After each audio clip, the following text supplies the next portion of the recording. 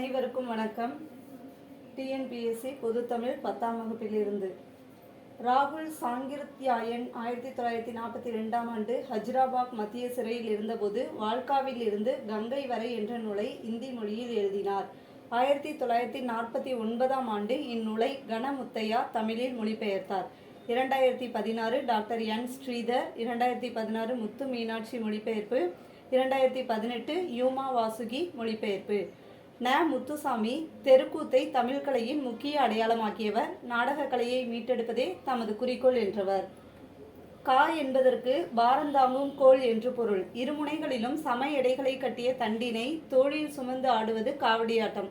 ஆண்கள் மட்டுமே ஆடும் ஆட்டம் தேவராட்டம். தேவ துந்துபி எனப்படும் உருமி தேவராட்டத்திற்குரிய இசைக்கருவி. மேரி மெக்லியோட் பெத்யோன் எனும் கல்வியாளரின் வாழ்க்கையை உனக்கு படிக்க தெரியாது என்ற தலைப்பில் நூலாக படைத்தவர் கமலாலயன்.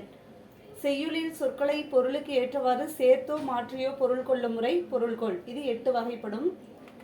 ஆற்று நீர் பொருள்கொள். பாடலின் தொடக்கம் முதல் முடிவு வரை ஆற்று நீரின் போக்கை போல நேராகவே பொருள் கொள்ளுமாறு அமைந்தது. எடுத்துக்காட்டு: சொல்லரும் சூழ்பசும் பாம்பின் தோற்றம் போல் மெல்லவே கரு இருந்து ஈன்று மேலலார் செல்வமே போல் தலை நிறுவி தேர்ந்த நூல் கல்விசேர் மாந்தரின் இறைஞ்சி காய்த்தவே. சீவக சிந்தாமணி பாடல் வரிகள்.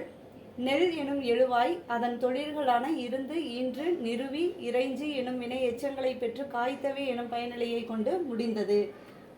நிரல் நிறை பொருள்கொள். ஒரு செய்யுளில் சொற்கள் முறை பிறழாமல் நிரல் நிறையாக வரிசையாக அமைந்து வருவது முதல் நிறை பொருள்கொள் மற்றும் எதிர் நிரல் நிறை பொருள்கொள் என இருவகைப்படும். செய்யுளில் எழுவாயாக அமையும் பெயர் சொற்களை அல்லது வினை சொற்களை வரிசையாக நிறுத்தி அவை ஏற்கும் பயனிலைகளையும் அவ்வரிசைப்படியே நிறுத்தி பொருள் கொள்ளுதல். எடுத்துக்காட்டு: அன்பும் அறனும் உடைத்தாயின் இல்வாழ்க்கை பண்பும் பயனும் அது. அன்புக்கு பண்பும் அறத்துக்கு பயனும் பயனிலைகளாக நிரல் நிறையாக நிறுத்தி பொருள் கொள்வதால் முதல் நிரல் நிறை பொருள்கொள். எதிர் நிரல் நிறை பொருள்கொள். செய்யுளில் எழுவாய்களை வரிசைப்படுத்தி அவை ஏற்கும் பயனிலைகளை எதிரெதிராக கொண்டு பொருள் கொள்ளுதல். எடுத்துக்காட்டு: விலங்கோடு மக்கள் அணையர் இலங்கு நூல் கற்றாரோடு ஏனையவர். முதல் அடியில் விலங்கும் மக்கள் என்று எழுவாய்களை வரிசைப்படுத்திவிட்டு அடுத்த அடியில் பயனிலைகளாக கற்றார் கல்லாதார் என வரிசைப்படுத்தியுள்ளார்.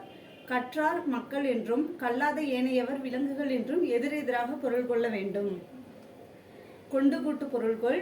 ஒரு செய்யுளில் பல அடிகளில் சிதறி கிடக்கும் சொற்களை பொருளுக்கு ஏற்றவாறு ஒன்றோடொன்று கூட்டி பொருள் கொள்வது. எடுத்துக்காட்டு: ஆலத்து மேல குவளை குளத்துல வாளின் நெடிய குரங்கு. இப்பாடலில் ஆலத்து மேல் குவளை என்றும் குளத்தில் வாளின் நெடிய குரங்கு என்றும் பொருள் கொண்டால் பொருத்தமற்றதாகிவிடும். இதில் ஆலத்து மேல குரங்கு குளத்துல குவளை என்று கருத்தை கொண்டு அங்கும் இங்கும் கொண்டு பொருள்கொள் அமைந்திருப்பதால் கொண்டு கொட்டு பொருள்கொள். நன்றி.